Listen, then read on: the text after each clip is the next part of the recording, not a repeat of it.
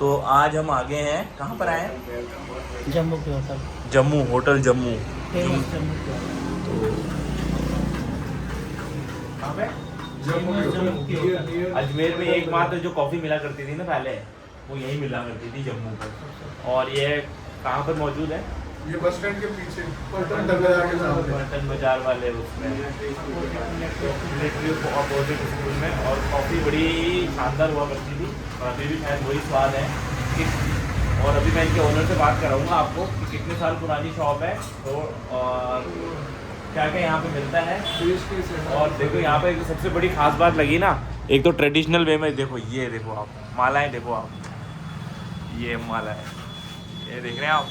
सारे जितने भी लीडर थे ना हमारे आज़ादी के स्वतंत्रता सेनानी कह लो, और उनकी सबकी प्रतिमाएं फोटो लगा रखी है। और माला जो है ना, माला यहाँ का ट्रेडमार्क है अजमेर का। ऐसी मालाएं अजमेर में ही मिलती है, अजमेर में है ना, अजमेर के आसपास बहुत मिलती है। ये है वो अंकल जिन्होंने ये शॉप ओपन करी, इन्होंने ही करी थी ना, बिल्कुल ये है वो अंकल जिन्होंने ये शॉप ओपन करी थी। और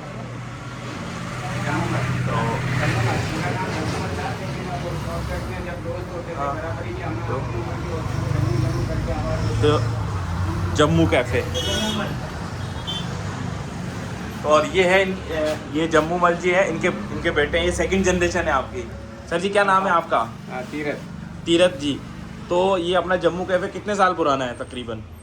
करीबन 70 से तो ऊपर हो गए, 2 साल के करीब 72 के आसपास है, 71-72 के आसपास। 71-72 के आसपास है।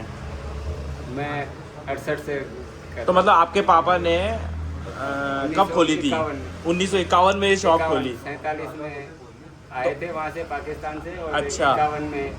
51 में ये शॉप खोली। तो उस वक्त भी ये जगह ऐसी ही थी? नहीं, कैबिन थी पहले, 12 साल कैबिन थी। हाँ। उसके बाद में 63 में पक्की मिली। 63 में आपको सरकार से ली थी आपने ये? हाँ, बिल्कुल। अच्छा। और उसके बाद से पापा चला रहे थे, फिर आप चला रहे हो आप? ये देखो अंकल जी ने बहुत बढ़िया सी कॉफ़ी फेंट दी हमारे लिए। अंकल जी ने गैस का झंझट ही नहीं छोड़ा, हीटर से देखो सारा जुगाड़ कर दिया अंकल जी ने।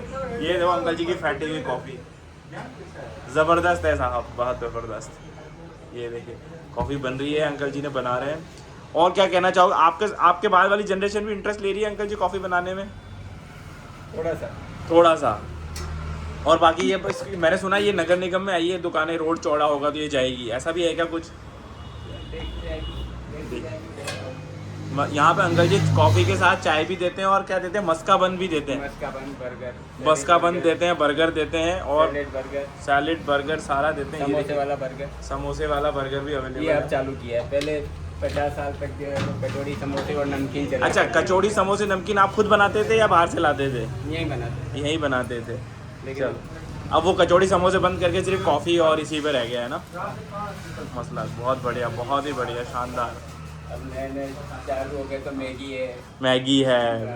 तो अजमेर का बड़ा फेमस पॉइंट होता था जम्मू होटल, कि मतलब एक लैंडमार्क की तरह रहा है। यहाँ पे अंकल जी वो चारे वारे का भी तो चलता था सामने। चारे की मंडी लगती थी। कितने साल पहले लगती थी वो? अभी बंद हुई है, करीब 10 साल हो गए। 10 साल हो गए। बाकी यहाँ चारे की वो मंडी लगती थी है ना? बिल्कुल। ये अंकल जी देखिए मस्का बंद बना रहे हैं अपने लिए। ये गरम बनता है अंकल जी, ठंडे में ही बनता है? गरम बनता है। बढ़िया यार, हम कई बार आ चुके हैं वैसे। मेरे अंकल जी से पहली बार बात हुई है यहाँ पे जम्मू में। बाहर से कॉफ़ी लेके गाड़ी में बैठ के पी के चले जाते हैं।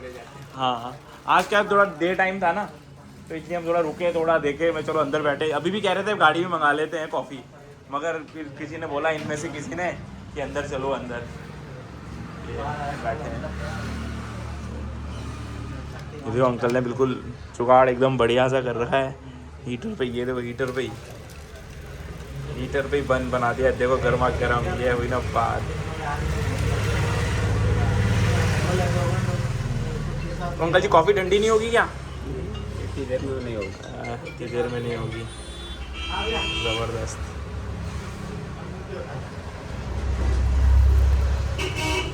अंकल का नया तरीका है एकदम, मैंने तो पहली बार देखा। देखो इस पे लोहे का, हीटर के ऊपर लोहे का वायर रख दिया है, जिसे वो ग्रिलर टाइप में। और ये अपने आप देखो एक ग्रिल हो गया, देखो ज़बरदस्त। और भी आ रहे हैं क्या कुछ लोग? मस्का बन, मतलब इसमें बटर लगेगा? हाँ, बटर लगेगा एकदम, अमूल बटर के लिए है। और ये देखो ये वगैरह में ना। हाँ अरे वाह जबरदस्त।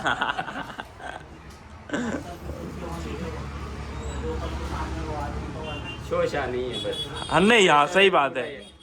रेस्टोरेंट पूरा ही है, लेकिन हाँ शोशा नहीं है, मगर नाम पूरा है अंकल जी। पूरे अजमेर में किसी को भी बोलो जम्मू होटल जाना है तो आदमी यहीं लाके छोड़ेगा। ई रिक्शा वाला, ऑटो रिक्शा वाला सब यहीं लाएगा। एक लेगेसी मेंटेन है, बनी हुई है कि भाई हाँ भाई कहाँ जाना है। ये देखो अंकल ने एकदम बढ़िया सी वर्दी है एकदम। ये हीटर, ये लो कॉफ़ी भी रेडी है, मस्का बन भी रेडी है। अंकल ने फैट के पहले से ही रखी है कॉफ़ी। ये जो कॉफ़ी जो फेंटते हैं ना, अनुपातन फेंटते हैं कॉफ़ी और चीनी और पानी, हाँ। तीनों चीज़ें, तो उसकी वजह से पूरा एकदम बना हुआ है। हैं क्या कह रहे हो? हैं हो गया अंकल का इंटरव्यू चल रहा है अभी। कॉफ़ी आने तो दो यार, कॉफ़ी ले तो लूँ मैं। बढ़िया से अंकल मस्का बन लगा रहे हैं एकदम। तो लाओ मुझे दे दो। ये लो कॉफ़ी रेडी है, देखो गर्मा गर्म कॉफ़ी। ये लो सर कॉफ़ी। ये देखो ये हमारे दोस्त लोग कॉफ़ी, मस्का बन भी लेके आ रहा हूँ।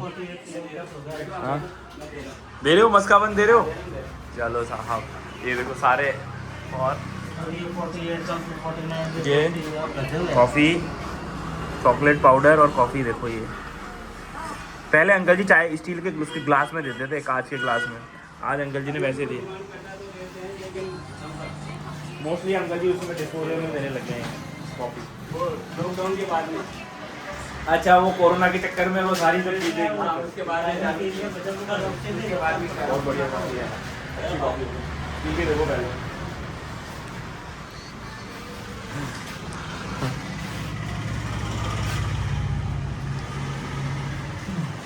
है अच्छी है, मतलब अपना वहाँ नहीं गए, यहाँ सही हो गया अपना मामला है ना। और अभी हम कॉफ़ी ट्राई कर लेते हैं, फिर मस्का पाव भी आने को। ये देखे मस्का पान, ये मस्का बन आ गया है। समोसा बनवाते हैं हाँ बटर के साथ में। हाँ कुछ लोग समोसे वाला ज़्यादा चलता है, समोसा ये बर्गर। बर्गर। हाँ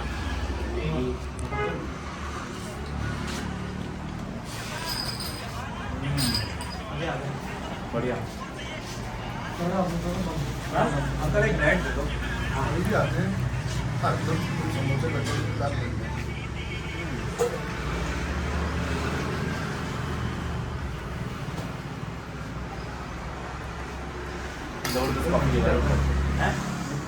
क्या ज़्यादा है?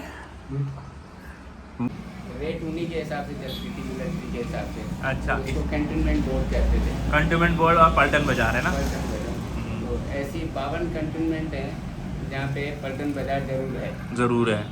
52 क्या? पूरे हिंदुस्तान में 52 कैंटोनमेंट है। कंटेनमेंट है और वहाँ पलटन बाजार जरूर वहाँ होगा। जरूर होगा पलटन बाजार। देखा पलटन बाजार का मतलब समझ में आ गया तुमको, जहाँ पलटन रुकी रहती है। यहाँ पे सामान उस ज़माने में 47 से पहले जब अंग्रेजों का राज था तो उनके लिए वो खाना अपने हाथ से बनाते थे।